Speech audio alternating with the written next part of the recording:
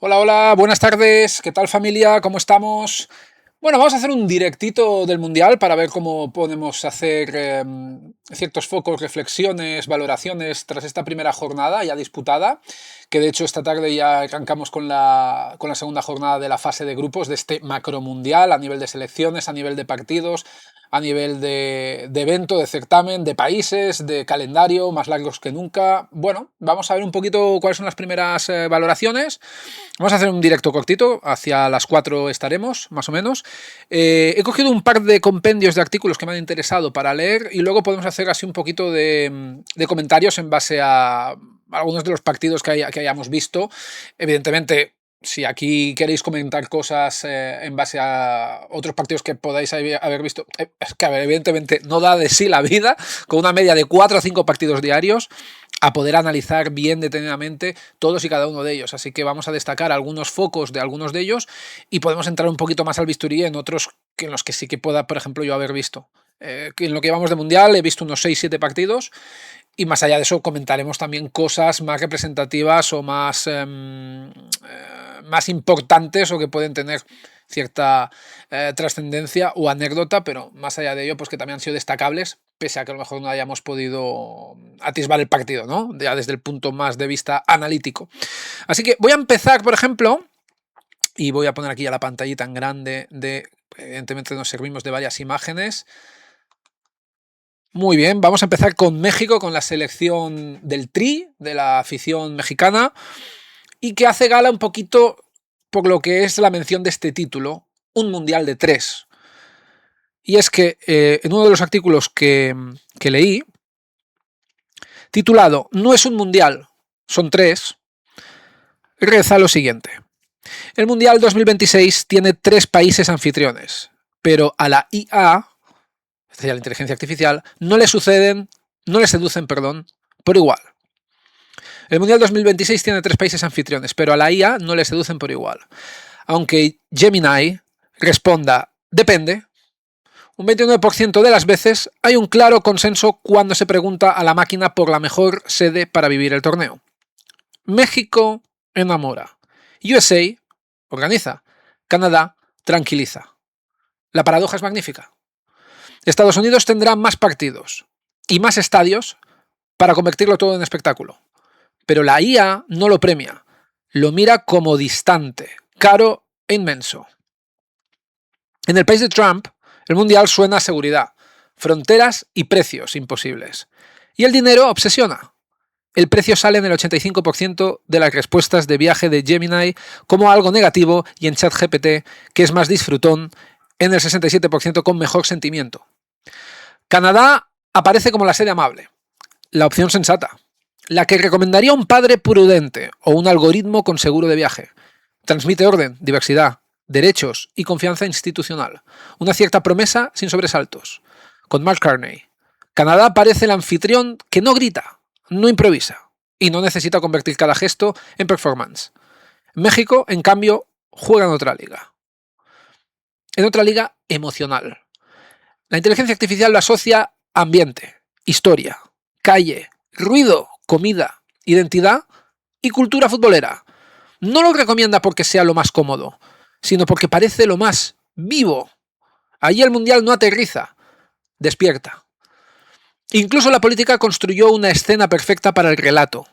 Mientras las entradas se convertían en símbolo de privilegio, Claudia Sheinbaum decidió no ir al palco y mirar el partido con la gente. Ahí está la diferencia.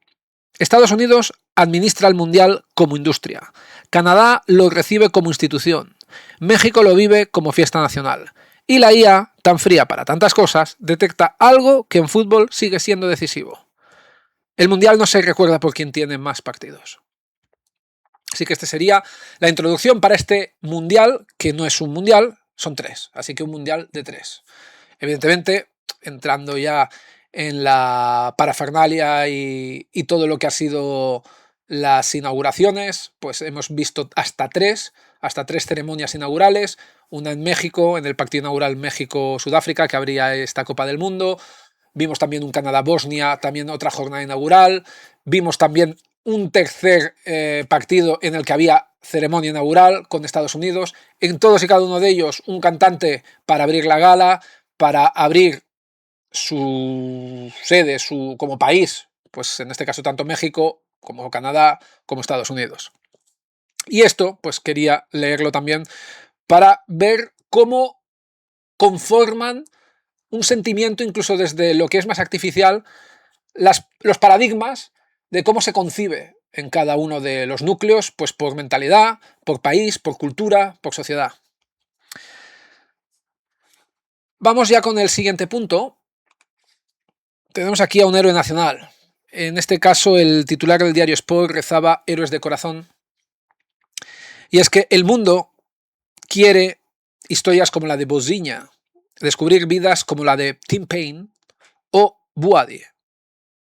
Lucas Zidane, escogiendo a Argelia, o la emoción de los Simeone, también son contextos, situaciones, personas, seres que impactan más que los goles propiamente.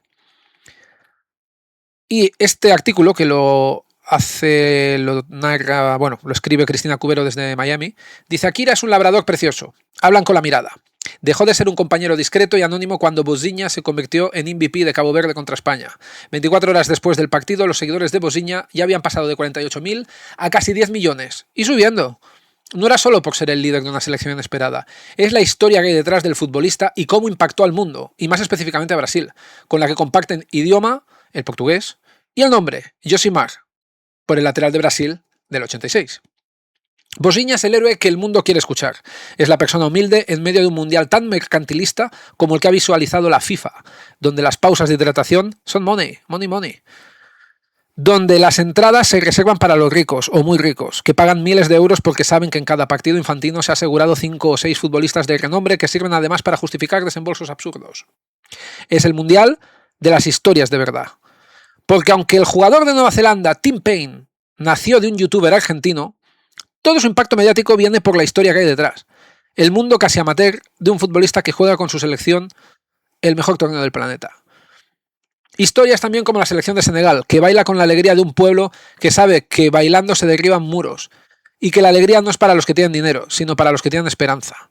Un Senegal también, ya de mi cosecha, que para mí es el valor, el valedor de la victoria moral de ese campeonato de África que se le arrebató en los despachos, porque ya se vio y se previó, en base a los partidos que vimos anteriormente, en anteriores eliminatorias, que todo estaba orquestado para que Marruecos se lo llevase. Y lo que no se pudo hacer en el campo se logró en los despachos. Tras ese amago de abandono, se optimizó el resquicio legal para poder abusar de ello y justificar, legitimando esa apropiación de la Copa. Para mí, Senegal, mejor selección que Marruecos. Para mí, Senegal, selección con la que empatizo mucho. Volviendo al artículo, y precisamente haciendo mención de un jugador marroquí, pasando de Senegal a Marruecos, un mundial que descubre a un joven marroquí, Buadi, que podría jugar con Francia, y lo hace por Marruecos. Luego veremos aquí también la portada, porque para mí fue quizá la sorpresa más agradable dentro de esta selección magrebí. Pues un Buadi que podría jugar con Francia y lo hace por Marruecos, por amor a sus orígenes, y el mensaje que envía a su generación es: estudia matemáticas que todo se ve distinto. En el Mundial de Lucas Zidane eligiendo compartir su bandera con Argelia, el país de sus abuelos, el que marcó la vida de su padre, que seguramente no pudo escoger. Ahora ellos sí pueden escoger, sí defender al país donde tuvieron que emigrar sus padres para trabajar, en lo que sea, o jugar con la misma camiseta del pueblo del que muchos ellos nunca quisieron marchar. Esto también hago un inciso porque en un dossier, monólogo no, en... ¿cómo se llama esta palabra? Bueno, en un volumen único de la revista Panenka también leí todo sobre Zidane a nivel de etapas, pues lo decisiva que fue su vida profesional de ascenso desde Francia a Italia, sobre todo aquel país que le vio triunfar en la Juve y que también lo catapultó a su única mancha negra en el Mundial de Alemania, en esa final que enfrentó a la Azzurra como internacional galo. Luego, evidentemente, su paso por el Madrid, la idiosincrasia de este jugador también, que siempre se ha entendido desde su concepción artística de ser un jugador de nivel que trasciende más allá de los goles o las asistencias. Para mí, uno de los jugadores top de las últimas 2-3 décadas. Y un futbolista que, desde la parte de esta multiculturalidad que hablábamos aquí, un jugador que ha sabido ser respetado dentro de lo que es un país, el francés, que acoge a los inmigrantes, pero no les da a lo mejor toda la credibilidad que merecen para poder transmitir y visualizar su propia cultura. Es decir, siempre se ha tenido esa sensación de que el futbolista de calidad de élite tenía que ser autóctono más que foráneo, y Zidane derribó esos muros en los 90, finales de los 90, y abrazó desde la neutralidad, sin alzar la voz por su religión, por su manera de pensar, en ser una persona respetada, que entendía muy bien lo que era verse él a sí mismo dentro de la selección francesa como un francés más. Gracias a poder, de alguna manera, derribar esos muros, generaciones posteriores a día de hoy pueden explayarse mejor en este sentido. Desde otros jugadores, no sé, podríamos hablar de Salah, Mané, en Europa, me refiero, y en clubes destacados, o alguno de segunda generación que ha sido oriundo y ha sido internacional con su selección. Ahora mismo, por eso no hay que negar esas raíces. Ahí tenemos también, por ejemplo, Lucas Zidane, siguiendo esa línea tan diferente de lo que su padre supo mostrar al mundo. Y, volviendo al artículo, dice que el Mundial, que hace que el español esté entre los idiomas oficiales, porque siendo México país organizador tiene todo el sentido, pero en Estados Unidos la FIFA se había olvidado que este no es el Mundial de Trump, que es el Mundial de 3 países, un Mundial de 3. Y México cuenta, como lo hacen los 50 millones de latinos que viven en Estados Unidos, el Mundial que emociona ver a madres que han visto cómo sus parejas eran mundialistas y ahora son sus hijos los Weah, Kluivert, Thuram, Simeone, familias que han vivido toda la vida en el mundo del fútbol y ven cómo la saga continúa. Emociones por encima de goles. Mucho corazón. Y ya a partir de aquí, entrando más en la materia deportiva, un mundial que ha empezado con una tasa de bastantes igualadas. Ha habido récord de empates. Según anuncia aquí Santi Noya, director de Mundo Deportivo, dice que lo mejor de la primera jornada de la selección española en el mundial fue el empate entre Arabia y Uruguay, que deja el grupo como si no hubiera pasado nada en esta Copa del Mundo 2026. Se ha igualado el récord de empates en un día que solo había ocurrido en 1958, o sea, el Mundial de Suecia. Precisamente una Suecia que volvemos a tener aquí en este Mundial. El 15 de junio se produjeron 4 empates en una jornada. España-Cabo Verde 0-0, que hemos visto en portada antes al máximo culpable de todo ello, que era Bosdiña, ese portero cuarentón que le ha llegado su oportunidad en el último momento y que nos decía también en una entrevista que se siente orgulloso y agradecido por haber empezado tarde, pudiendo destacar en algunos equipos profesionales con 25 años y que no le ha llegado la hora de jugar una Copa del Mundo hasta este momento, pero que todo ello, mirando hacia atrás, ha valido la pena. Y dicen que España, Cabo Verde 0-0, Bélgica, Egipto 1-1, Arabia Saudí, Uruguay 1-1, Irán, Nueva Zelanda 2-2. ¿Por qué hay tantos empates? Y es que las 48 selecciones se han dividido en 12 grupos de 4 equipos y se clasifican los 2 primeros y los 8 mejores terceros. Eso incentiva a muchos equipos a no tomar excesivos riesgos en el primer encuentro. Lo importante del debut de un mundial es no perder. Y además de los 12 grupos se clasifican nada más y nada menos que 8 terceros. Muchos. Un empate que puede valer su peso en oro para selecciones cuyo objetivo es pasar la fase de grupos y entrar en esa nueva ronda creada que son los 16avos. Bueno, como ha ocurrido también, que está sucediendo en otras competiciones UEFA y FIFA, que se está jugando, por ejemplo, en la Champions y en la Europa League y en la Conference, las competiciones continentales europeas, una ronda de play-in, un nuevo playoff para aquellos que han quedado en mitad de la tabla.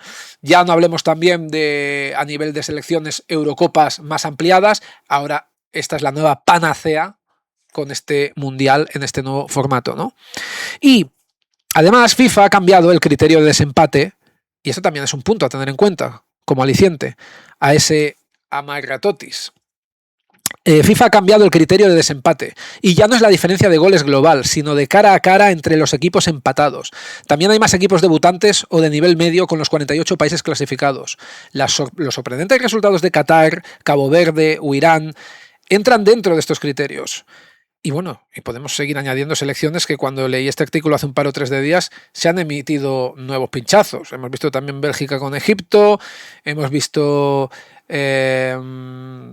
así más pendiente. Bueno, aquí no sale porque esto no fue un empate, fue directamente triunfo, pero fue triunfo de Australia, por ejemplo, también con Turquía, otra que tal.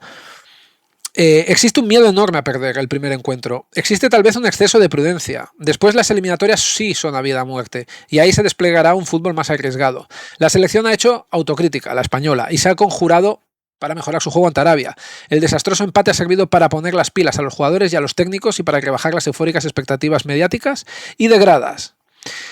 Hay datos tremendos del partido ante Cabo Verde. Por ejemplo, la selección africana solo hizo una falta en todo el encuentro. Defendió muy bien y tuvo a su héroe particular en el meta Bosdiña, que hizo el partido de su vida y que empezará a recibir ofertas tras la exhibición. El empate entre Arabia y Uruguay permite a la Roja salir indemne de un mal partido. La clave es dejarse de favoritismo y estrellas y saber que el encuentro más importante del campeonato es Arabia. Ni más allá ni más aquí. El Mundial se juega con luces cortas y la mirada inmediata. Las largas deslumbran. Y con ello, aquí en portada, ¿por qué hemos puesto a Kylian Mbappé? Pues porque tras su última medio exhibición, vimos a un Mbappé errático en el primer periodo con Senegal, una Senegal que defendió muy bien, que supo contener, que le faltó pegada. Esto, evidentemente, los franceses es admirable, la tienen muchísima verticalidad, saben jugar muy bien con rupturas al espacio, y así se vio, porque con la lata sin abrir, con 0-0 en el minuto 70 y pico, quien hizo magia fue Michael Olise, y Olise con un pase que rompió 3 líneas, hasta 4 o 5 defensas pasando el balón por en medio en ese pasillo, que no sé cómo lo vio, pero fue visionario. Pues ese pase aprovechó muy bien Kylian y sirvió para abrir la lata. Y ya con el marcador a favor, con el resultado de 1-0, pues Francia jugó como mejor sabe, que es menos elaborativa, porque no le falta mucho juego asociativo. Yo creo que Francia lo que más peca y más comprobamos en este partido es el centro del campo. Creo que ese centro del campo formado por Tchouaméni y Rabiot se queda insuficiente, pero si hay algo que tiene Francia y que la hace favorita es el dominio de las áreas. Tenemos muy fuerte atrás defensivamente porque apenas concede, y arriba es pura dinamita. O sea, ya solamente encuadrar en el mismo 11 a Doué, Dembélé, Olise y Mbappé, pues lo dice todo. Y evidentemente, pues jugando con espacios, como ya con el marcador avanzado la selección senegalesa tuvo que abrirse, pues cayó el segundo, con un pase de tiralíneas que acabó definiendo muy bien Barcola, que entró en el segundo acto. Entonces, destacamos, más allá de este partido, aprovechando pues también un poquito haciendo balance de cómo llega, cómo se presenta técnica y tácticamente esta Francia, y sobre todo por calidad de plantilla, pues quería destacar en este partido a colación por lo que quería leer, que es que Mbappé, aquí presente, se pone a la altura de Torpedo Müller. Anotó su tanto 14 en los mundiales y ya está solo a 2 de Klose. Los 2 golazos de Kylian Mbappé con Francia ante Senegal le sirven al francés para colocarse a la altura de una leyenda como Gerd Torpedo Müller, sumando su gol número 14 en el top 3 histórico, y se queda a solo 2 de Miroslav Klose, máximo goleador de la historia de los mundiales con 16 goles. O sea, lleva 14, está a 2, es decir, 16 de Klose. Con ese doblete ante la imaginativa Senegal, que superó a Francia en la primera mitad pero fue superada en la segunda, y que vimos, sí, un Mbappé en la primera parte quizás más errático, más parecido al que habíamos visto en el Real Madrid. Yo creo que la segunda, rodeado de un equipo superior que define un poquito más esas interacciones de colectivismo, pero bueno, con esas limitaciones en el centro del campo, pero con esa pegada y con esas transiciones rápidas, pues vimos que al mejor Mbappé. Y es que Mbappé se queda a uno de otro grandísimo goleador, otro mito, como es Ronaldo el Fenómeno, Ronaldo Nazario, que firmó con Brasil 15 goles a lo largo de su carrera en las Copas del Mundo. O sea, que dicho de otra manera, está en esta clasificación de historia Miroslav Klose con 16, Ronaldo Nazario con 15 y ahora mismo Kylian Mbappé con 14, cerrando esa trilogía de futbolistas excepcionales en la historia de los mundiales. Pero es que además Mbappé solo tiene 27 años y le queda mucho fútbol por delante. Con la victoria ante Senegal, Francia rompía también una estadística maldita con selecciones africanas en la primera fase de una Copa del Mundo. Esta estadística también curiosa, ya que había perdido en 3 ocasiones en la fase de grupos, una de ellas con la propia Senegal, ante Sudáfrica y también con Túnez. Así que se da la circunstancia de que 10 también de los jugadores que Senegal presentó en este Mundial son nacidos en Francia y criados en el fútbol galo. De ahí un poquito la familiaridad de esta Senegal pues con lo que sería el país galo. Así que serían las estadísticas, hablando de lo que sería pura dinamita y lo cerca que está Mbappé pues de batir un nuevo hito histórico en lo que serían los mundiales, a 1 de Ronaldo Nazario, a 2 de Miroslav Klose, y este mundial es largo, acaba de empezar, así que tenemos Mbappé para el rato. Voy a leer un poquito el chat, que tenemos noticias de Beli, y de ahí vamos a seguir ya con la parte final, que es la que nos va a concernir más con respecto a un poquito analizar partidos o simplemente comentar anécdotas, porque claro, no voy a analizar todos los partidos porque no es inviable haber visto todo, pero bueno, iremos comentando cositas. Para empezar, aquí en el noticiario, vamos por aquí. Bueno, muchísimas gracias, Beli, que tenemos una racha de visualizaciones conseguida de hasta 15 streams, así que bienvenidos, gracias. El mundial más largo, el mundial del 2026 será el más grande de la historia, con 48 selecciones y 104 partidos. El gol más rápido lo marcó Hakan Şükür. Hostia, qué lejos queda esto. Bueno, lejos para la vida corta de uno, ¿no? Que tiene 40 y esto lo vivió con 20 prácticamente. Hakan Şükür para Turquía contra Corea del Sur en 2002 a los 11 segundos. Un país ganó sin perder y quedó eliminado en 1982. Italia avanzó de fase sin ganar ningún partido en la primera ronda, 3 empates y terminó siendo campeona. La mayor goleada, Hungría venció 10-1 al Salvador en el 82, en el Mundial de España. De naranjito.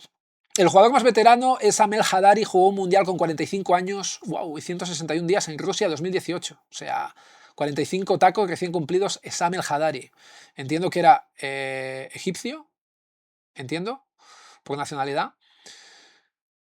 El único mundial sin expulsiones lo hubo, sí, en Uruguay en 1930, el primero de todos. No hubo ni una sola tarjeta roja. De hecho, las tarjetas amarillas y rojas ni siquiera existían todavía. Así que tenía también su miga este dato. El campeón, jugando con trampa, ¿eh?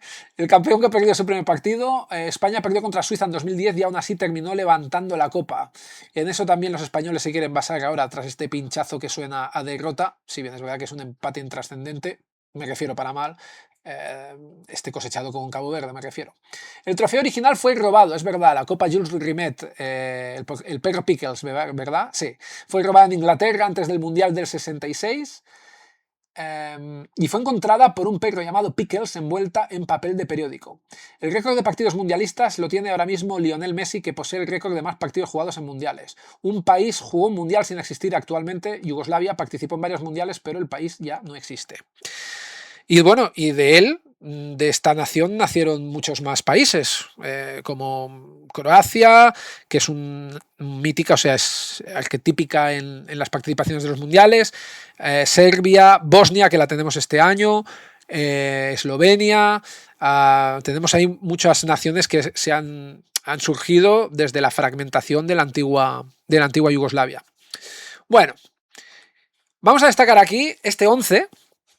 Este fue el primer partido que yo vi de este mundial. Yo no pude ver el partido inaugural, lo podía haber visto en diferido, pero con tantos partidos, con tanto surtido, digo, no sé, si hay alguno que me haga mucha ilusión, lo veré, pero por norma general voy a intentar vivir del presente pues para disfrutar los que hagan, y bueno, si hay alguno que me interesa mucho, en contraste con alguno que no me llame y teniendo tiempo, pues lo veré naturalmente.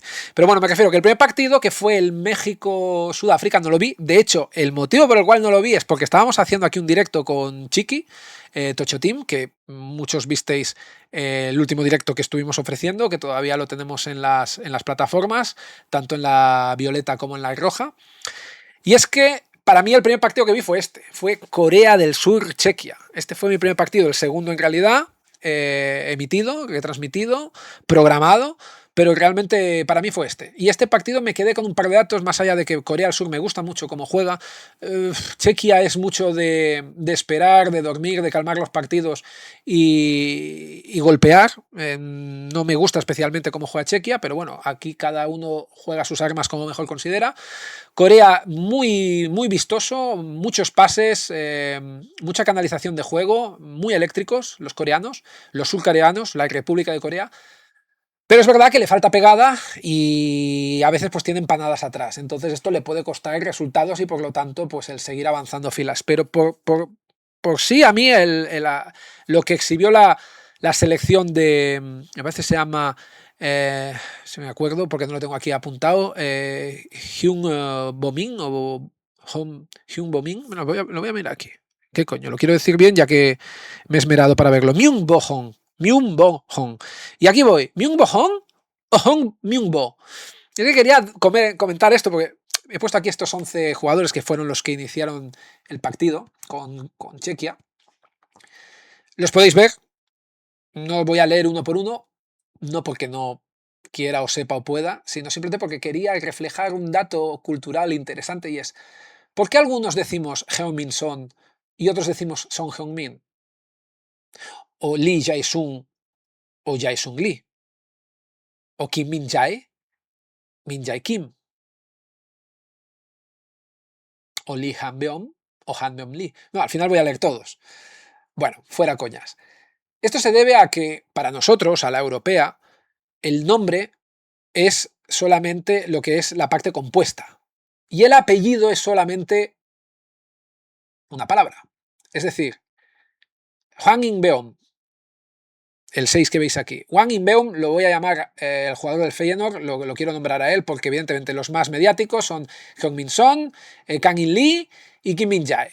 Hasta aquí casi todos los que conoceréis los que seguís fútbol internacional, pero el resto podéis ir un poquito más cojos, yo me incluyo, de no ver tantos. Sí sabía que Jae-sung Lee era del Mainz, pero poquito más, no seguía mucho más al resto de jugadores. Hwang In-beom lo destaco porque fue el MVP de este partido, del Corea-Chequia, y de ahí el poner este exponente como ejemplo. Hwang In-beom o In-beom-hwang. Nosotros a la europea decimos el nombre, que es In-beom, y el apellido, que es Hwang. O sea, para nosotros sería In-beom-hwang. Pero para los propios coreanos, por respeto a sus padres, por honrar el apellido de sus progenitores, lo que primero pesa es el apellido. Y de ahí luego el nombre. Por eso no es In-beom-hwang, como nosotros lo diríamos, perdón, no sería In-beom-hwang, como nosotros lo diríamos, sino Hwang In-beom. Y lo mismo, pues, si queremos extrapolarlo a jugadores que conozcáis más, nosotros decimos Heung-min Son, pero es Son Heung-min. Primero el apellido. Son, Lee, Paik, Hwang, Seol, Kim. Aquí los apellidos que más persisten, que más se proliferan. Eso es lo primero. Y luego los nombres, que son los nombres compuestos. Jae-sung, Heung-min, Kang-in, In-beom, Seung-ho, Tae-seok. Con la única excepción, que por eso me hizo gracia, y esto lo estuve viendo en el partido que transmitió DAZN porque lo dijo David Fer, con la excepción de Kang In-lee, porque Kang In-lee ya ha sido nacido y criado aquí en España, no sé si nacido, pero criado desde chiquitín seguro, y él dice, no, a mí ya me podéis llamar Kang In-lee porque yo ya soy un español más. Por eso ya, aunque aquí veamos Lee Kang-in, casi siempre dicen y escriben Kang In-lee, que sería la única excepcionalidad. El resto siempre prevalece el apellido y luego los nombres. Venga, vamos a lo siguiente. ¿Qué nos destacamos de este? Ahora sí que vamos a ir un poquito más rápido, porque lo más importante, más denso ya lo hemos comentado. ¿Qué me quedo yo con este Estados Unidos-Paraguay? Bueno, me quedo sobre todo con esta plantilla, que vamos a ver la calidad defensiva que va a tener Estados Unidos cuando se enfrente a una selección más potente. Quiero calibrar realmente los Yankees hasta dónde pueden llegar, porque sí que es verdad que me gusta el toque que hacen ese triángulo formado por Tyler Adams, McKennie y Tillman, y luego además añadiendo a las revestiduras de Balogun, que no sé si llegará o no para el segundo partido porque está lesionado, 2 goles en este partido, y Pulisic, que evidentemente es todo desborde y generador de juego. Vamos a ver defensivamente cómo les pesa el hecho de enfrentarse a selecciones más potentes. Pero ahora, a mí, una sensación muy agradable de una de las selecciones coanfitrionas, la estadounidense, y que fue un vendaval. Fue un vendaval con Paraguay, una Paraguay que para mí estuvo por debajo de sus posibilidades. Es verdad que no es una selección que se caracterice por ofrecer un juego ofensivo, pero cuyo poder de vertiente mayor es el defensivo, o sea, el cerrar filas, el no dejar líneas de pase, el no dejar jugar, el presionar, el ir a morder, y no vimos nada de todo esto en Paraguay. De hecho, 2 de sus grandes baluartes, como fueron Gustavo Gómez y Alderete, fueron un coladero. Entonces, vamos a ver hasta dónde llega esta selección, que insisto, me gustó mucho con McKennie, Tillman, Balogun, Pulisic. Me gustó muchísimo ese rombo conformado entre el centro del campo y la delantera. En esa zona de 10, jugando, tribotando, así un poco más entre un 4-3-3 y un 4-4-2 en rombo. Me gustó muchísimo. Sin un delantero fijo, bueno, Balogun yendo al espacio sí, jugando fijo, pero también con velocidad, pues sin balón y yendo al contraataque, con Dest incluso, doblando el lateral de Freeman, y un Pulisic que evidentemente es el mayor caudal de juego. ¿Qué más tenemos aquí? Bueno, tenemos la gran sorpresa, ¿no? Una de las grandes triunfadoras y de los grandes descalabros, que sería Australia-Turquía. Ese binomio, ¿no?, tan antagónico. Australia la sorpresa, Turquía la decepción. Creo que esto incluso fue un peor partido que lo que la prensa ha tachado y matado a los españoles con Cabo Verde. Creo que Australia ha dado una demostración de oficio increíble.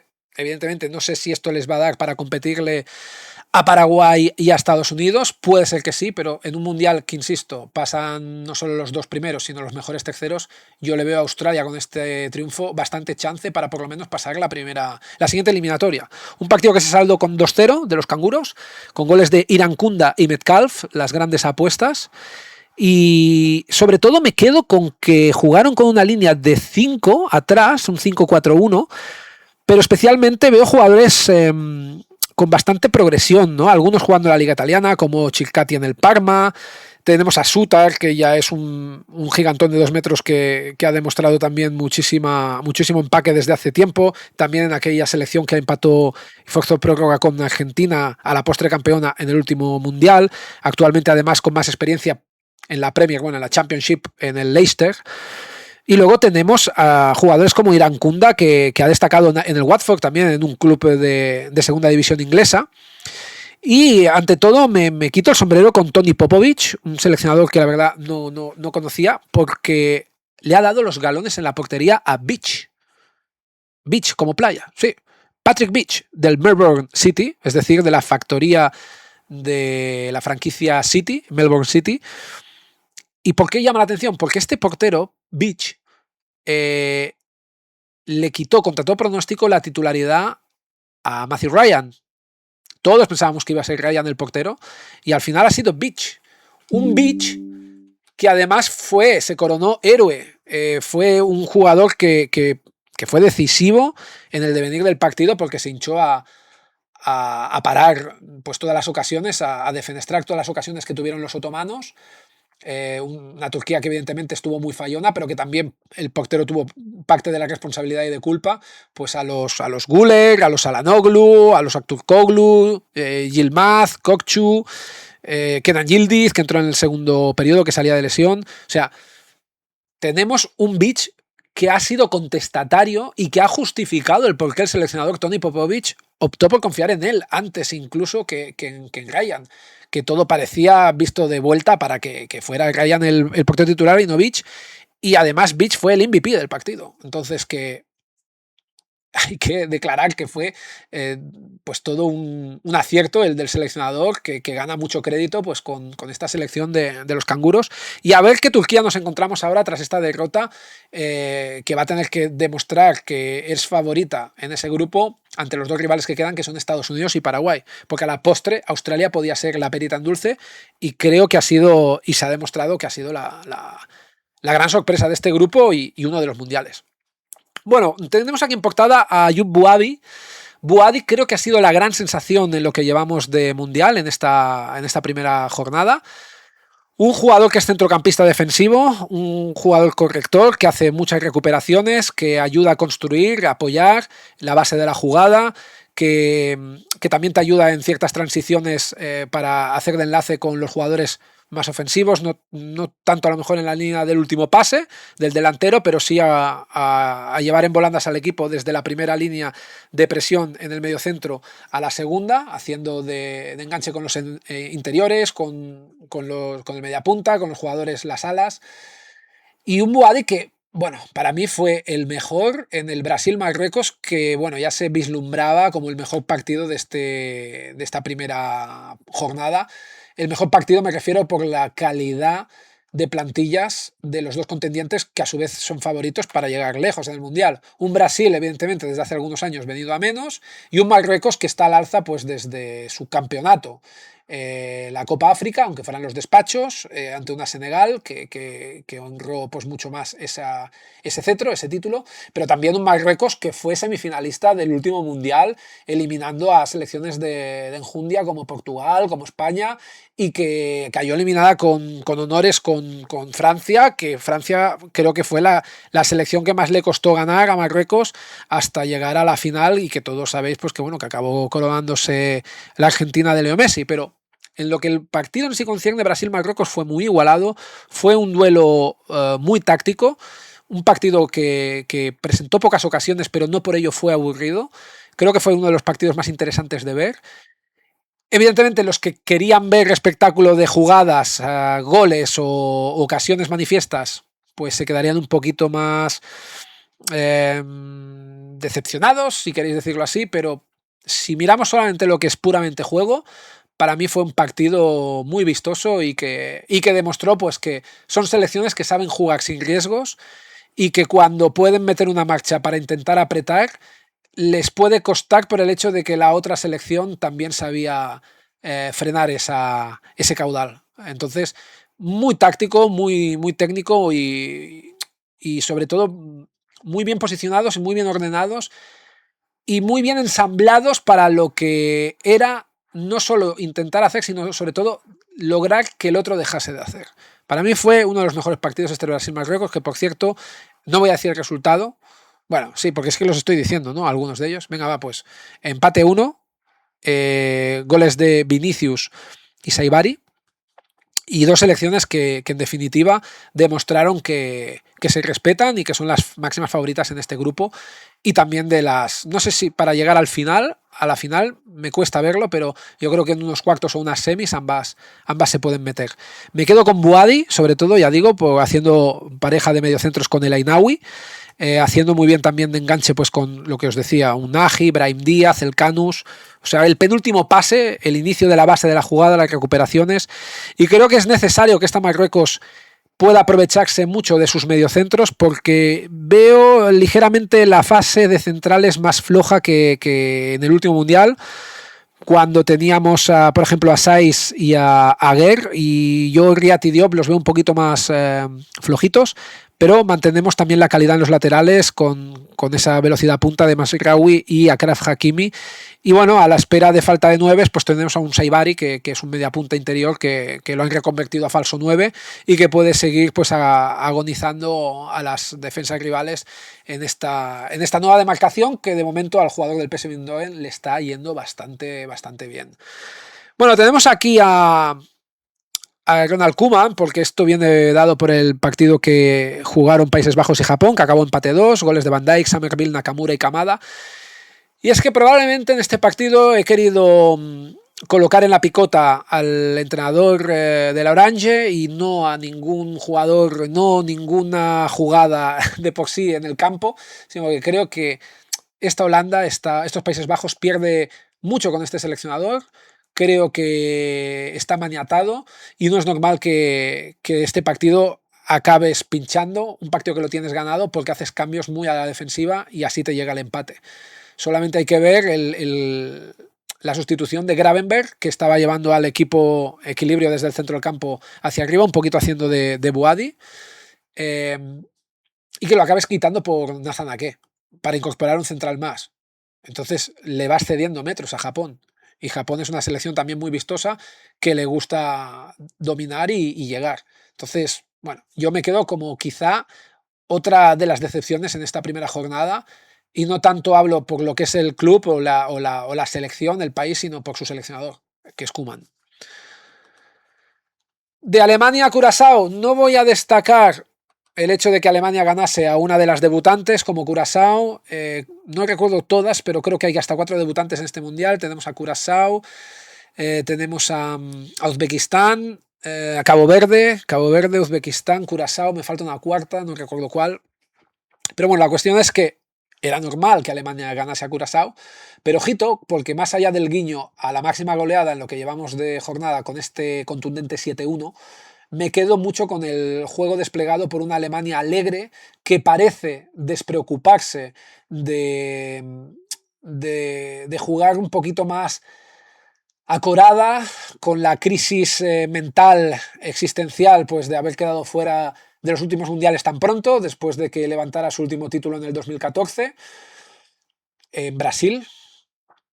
Esta Alemania parece que tiene mimbres para intentar llegar más lejos de lo que muchos hemos augurado, pronosticadores incluidos y gente del sector pues más profesional o más capaz, más allá de nosotros como aficionados.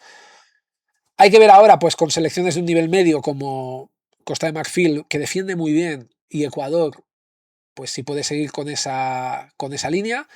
Curazao no era quizá el mejor rival para demostrarlo, pero bueno, muy ilusionada esta selección, llegó a empatar a 1 durante un cuarto de hora. Hubo la magia del por qué quizá selecciones más débiles en este mundial ampliado merecen tener su paso por aquí. Esta es una pregunta también que oía formular entre varios periodistas en un podcast que estaba escuchando. Y al final, pues tenemos realmente una Alemania que creo que con matices, pues ahora vislumbraremos mejor en los siguientes partidos, pues de lo que es capaz, ¿no?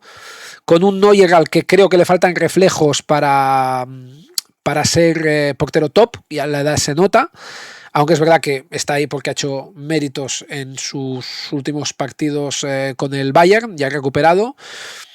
Un Braun que está siendo la sensación del lateral izquierdo, que le ha comido la tostada a Raum. Un Kimmich que incombustible te rinde bien allá donde lo pongas, sea medio centro o lateral, en este caso desempeñando esta última función. Un Enmecha que no sé qué comió, pero después del gol tuvo 2-3 claras ocasiones para marcar un segundo y un tercero. Un Wirtz que estuvo algo más apagado de lo normal, pero que, me refiero, en cuanto a situaciones de juego de ataque final, me refiero de pase-gol, asistencia-gol, pero que todo el gol, o sea, todas las jugadas pasaron por sus botas y dio una circulación de balón implantada al equipo que se le veía más reconocible, ¿no? Como un equipo poseedor y con iniciativa y con batuta. Hay que ver eso cómo se transmite ahora, esa circulación y ese peso, pues cuando se enfrenta a rivales de mayor entidad. Quizá también un Sané que sería lo más apagado, quizá junto a Tak. Tak y Sané fue de lo que menos me gustó. Y un Havertz renacido que además da igual que juegue él o que juegue un Duff, que saliendo uno de inicio o el otro de revulsivo, los dos respondieron muy bien. Quizá a todo esto el que más dificultades tenga para integrarse sea Woltemade, pero un Duff y Havertz, la creme de la creme. Vamos aquí con un nombre propio, Hervé Renard, y esto abre la incógnita o el pasillo de cómo puede ser que haya un seleccionador que lo echan en la primera jornada. Pues es lo que pasó con Túnez y concretamente con Sabri Lamouchi. Despedido después de la goleada encajada con Suecia, 5-1, estelares, Isaki y Jokeres, se decidió prescindir del seleccionador y ficharon a Hervé Renard. No sé si lo que se busca, que esto está siendo algo, estuve leyendo, más habitual de lo que parece en selecciones africanas, en echar a seleccionadores justo en el primer o el segundo partido, en la fase de grupos, si los resultados no acompañan, me parece muy radical, y más cuando tu seleccionador te ha llevado a donde estás, que es en este mundial. Pero supongo que el ejemplo más reciente a la vista, interesante de calibrar, fue el que se produjo con la selección de... No me acuerdo si fue Senegal, puede ser. Puede ser, no me acuerdo, o Costa de Marfil. Bueno, fue una selección africana que echaron a Jean-Louis Gasset y el nuevo seleccionador que trajeron acabó conquistando la Copa África, la acabó levantando. No sé si ese ejemplo de revolución se puede atisbar como algo práctico y que se pueda consumar. Insisto, me parece muy radical, pero por lo que parece ser, ya han habido en los últimos tiempos varias selecciones que han hecho esto. También leí, no me acuerdo el dato, no sé si Beli también nos podrá lanzar algún dardo con ello. En Francia había un seleccionador polaco que también echaron en las primeras de cambio y se tradujo pues en un nuevo seleccionador convocado para esa selección. Francia 98, recuerdo, no me acuerdo qué selección africana, pero el seleccionador era polaco y ahora pues nada, el ejemplo más cercano que teníamos de Gasset y con el nuevo seleccionador aupando la Copa África. Lo que sí sabemos y podemos hablar bien de Hervé Renard es que es un entrenador especialista en selecciones africanas, en entrenar a selecciones africanas, y ya ha sido campeón de 2 Copas Áfricas, levantándola una con Zambia en 2012, si no recuerdo mal, y la otra con Costa de Marfil en 2015. Así que por nombre y por currículum, este puede ser un buen entrenador para Túnez. Veremos si pueden coger los automatismos de una manera tan rápida y récord, pues como lo logró aquella selección que ganó la Copa África, haciendo la última destitución o cambio de seleccionador. Aquí tenemos la selección española, que nada más lejos de la realidad de lo que estábamos leyendo antes en el artículo. España tiene la salvaguarda de que sus otros 2 rivales también empataron, Arabia y Uruguay. Puede coger el toro por los cuernos y salvar lo que es la fase de clasificación pese a ese empate a 0 con Cabo Verde. Es verdad que, y ha quedado demostrado, que selecciones que se cierran mucho a España le puede costar abrirlas, pero veremos si con otras selecciones que no quieran intentar seguir el modelo y que estén más acostumbradas a jugar, pues yendo de tú a tú les vaya mejor. Lo que sí podemos decir es que Luis de la Fuente fue criticado también por jugar con un extremo que no lo era, que era Gavi. Al final lo que se pretendió es que Cucurella tuviera más dimensión por esa banda izquierda, pero no sé si hasta tuviera que cambiar el sistema o qué, implantando yo creo que a Gavi un poquito más como un tercero o cuarto centrocampista y liberando más a los delanteros. Pero la cuestión es que con el sistema de siempre, jugando con varios futbolistas que no estaban en su posición, pues la cosa no acabó de cuadrar. Y obviamente también hay que reconocer que el hecho de que no jugara con extremos que abren mucho las bandas y que pueden driblar y generar espacios, pues como fueron Nico Williams y Lamine Yamal, pues eso también se notó. Messi, yo este partido no lo vi, la verdad. De los que he ido viendo, y os los voy a leer aquí en la chuleta de Footmob, he visto Corea del Sur, Chequia, Canadá, Bosnia, Estados Unidos, Paraguay, Brasil, Marruecos, Alemania, Curazao. Hubo un día que no vi nada, por eso he pasado de largo ahí al silencio, y así Francia, Senegal, que lo vi antes de ayer, e Inglaterra, Croacia, que esto ya fue el partido de anoche. Estos son los partidos que he visto. No sé qué diréis los críticos, los cafeteros, y no lo digo por ser colombianos, pero sí los cafeteros que os habéis quedado de madrugada para ver Argentina-Argelia. Yo pensaba que a Argentina le costaría la vida ganar la Argelia, porque Argelia junto al Congo para mí han sido 2 de las selecciones que mejor han defendido en la Copa África. Les vino grande este partido. No sé si fue más desde la línea defensiva o de la portería, porque he oído también que las malas lenguas decían que Lucas Zidane quedó un poquito retratado, pero lo que está claro es que todo esto viene acompasado de un Messi extraordinario, que hizo un hat-trick. Sabemos que ha sido uno de los mejores jugadores del planeta, pero encontrarte ya Pichichi en solitario con ese hat-trick ante una Argelia que no es una selección ridícula defendiendo, para mí llama especialmente la atención. Portugal-Congo, una selección, la congoleña, que participa bajo el bautismo del nuevo país que es, ya desde hace algunos años, como tal en los mundiales, porque Congo, como mucho, República Democrática del Congo, había jugado como Zaire en el año 74, creo que fue el Mundial del 74. Desde entonces no había vuelto a participar en una Copa del Mundo y ahora, pues tras su último bautismo como República Democrática del Congo, pues jugó y marcó. Marcó un gol de Wissa, el exjugador del Brentford, que ahora milita en el Newcastle, con menores oportunidades con los Magpies, pero sí que donde destacó y se hizo irreconocible fue con el Brentford, con las avispas.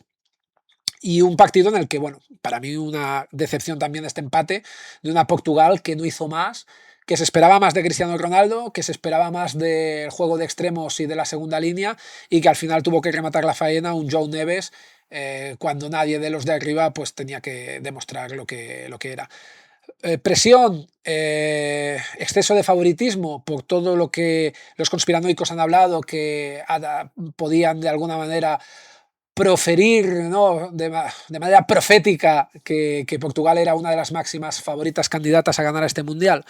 No lo sabremos, pero la cuestión es que a las primeras de cambio ha habido un empate, un pinchazo, y ahora ya a Portugal le va a quedar dos compromisos, uno quizá el más fácil, que es con Uzbekistán, pero inmediatamente la Coco, que es Colombia, a nivel de selección, la más fuerte.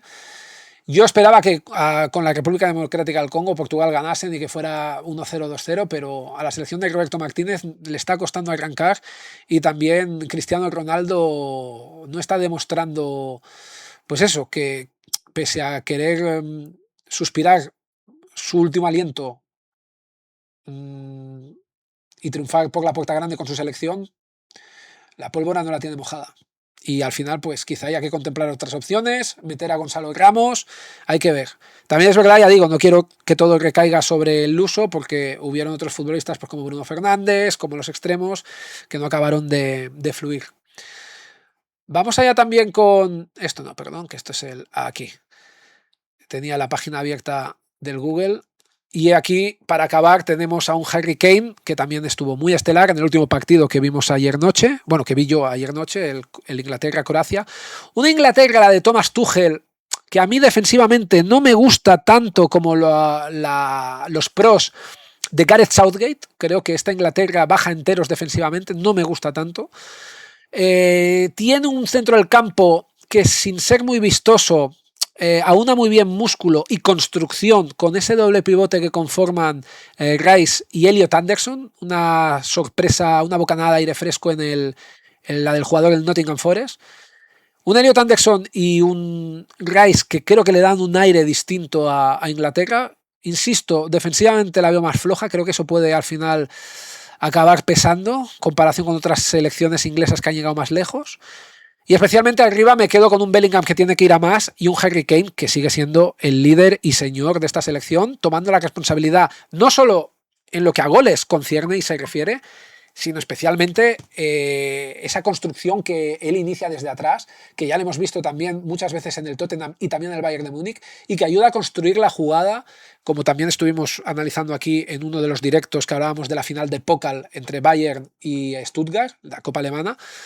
Y un Kane que, insisto, ha ayudado al equipo a construir desde atrás en las jugadas desde el centro del campo y en algunas ocasiones de manera puntual, incluso desde la defensa. También recuerdo ayer desde la defensa un inicio de jugada que se le escapa el balón y que casi le cuesta un gol. Pero la cuestión es que tenemos un Kane multiplicador y omnipresente que es el alma de Inglaterra. Así que una selección que creo que también es candidata a llegar a las fases finales de las eliminatorias, pero me reservo la posibilidad de saber si llegará más o menos lejos por el hecho de que veo un poquito más blandita la defensa, pero que en el resto de líneas le veo con ciertas diferencias, pero también matices interesantes.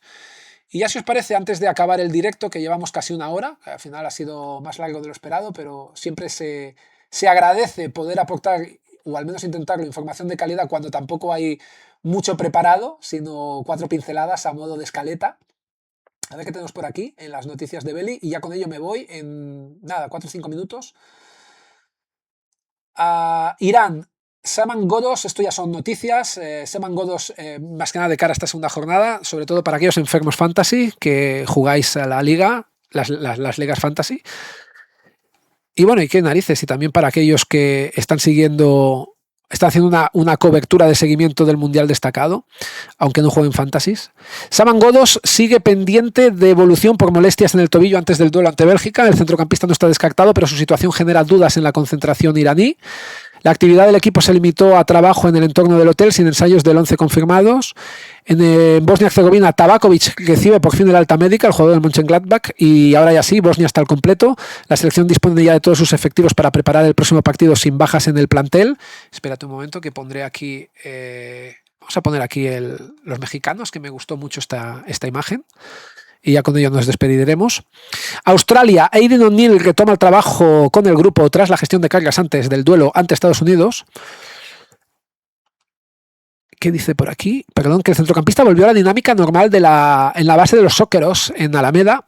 Australia no registra nuevas bajas y también llega al segundo partido del Mundial con el plantel al completo.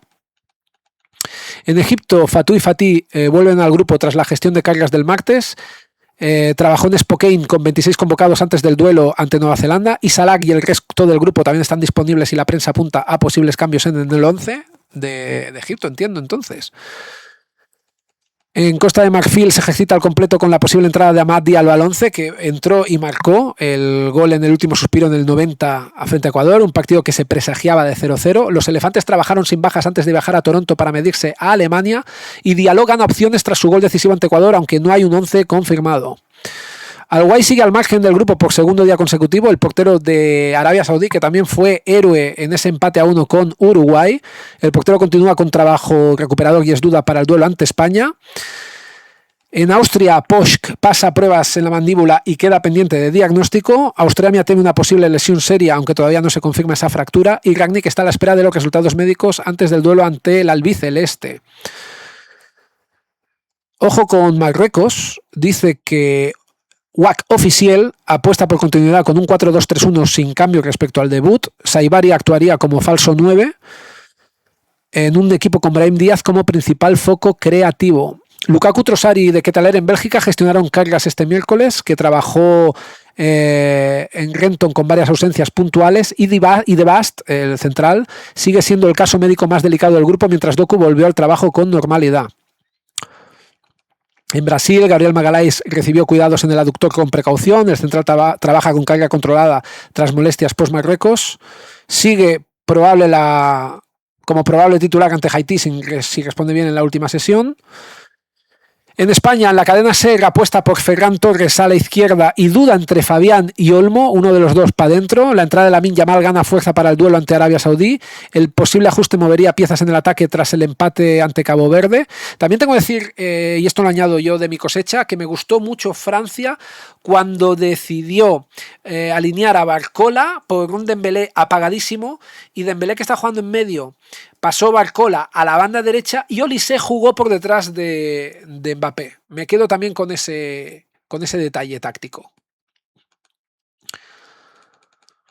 En Turquía, la prensa turca filtra un posible 11 de Montella con varios cambios. Yeni Safak y GZTZ apuntan ajustes en el equipo para el duelo ante Paraguay. El 11 más repetido dictamina lo siguiente: Uğurcan Sakir, Muldur Demiral, Bardakci, Kadioglu, Salanoglu, Yüksek, Güler, Yunusak Gun, Kenan Yildiz y Kerem Aktürkoğlu. Y en Paraguay, Bobadilla y Sanabria quedarían fuera tras el debut ante Estados Unidos. Bueno, Bobadilla de hecho abrió el marcador con ese gol en propia puerta. Alfaro ensaya 11 con novedades de Galarza y Pita, y el cambio busca más presencia ofensiva con Pita como referencia en ataque. En Escocia, la prensa escocesa no descarta la entrada de Christie Pochanglan, y Clark valora más el control en el centro del campo frente a un rival tan exigente como va a ser la misma Marruecos. Estoy leyendo algunas ya muy por encima, porque con esto ya nos vamos a tener que ir, pero me gusta hacer el cierre pues un poquito vaticinando cuáles pueden ser algunas de las claves de estos partidos de la segunda jornada. Y es que equipos y selecciones que ha entrenado Zambia, Angola, Alger, Sochaux, Costa de Marfil, Lille, Marruecos, Arabia Saudí, Selección Femenina de Francia, Túnez, nombrado ahora en 2026 durante el Mundial, hablamos del propio Hervé Renard. Vamos a cerrar, si te parece, con noticias de Canadá, la última noticia de Canadá, y con esto nos vamos.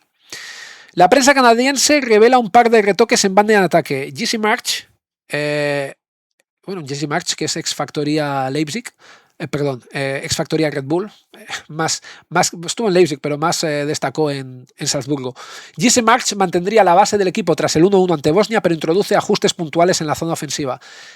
Kyle Larin gana fuerza para recuperar la titularidad como referencia en ataque.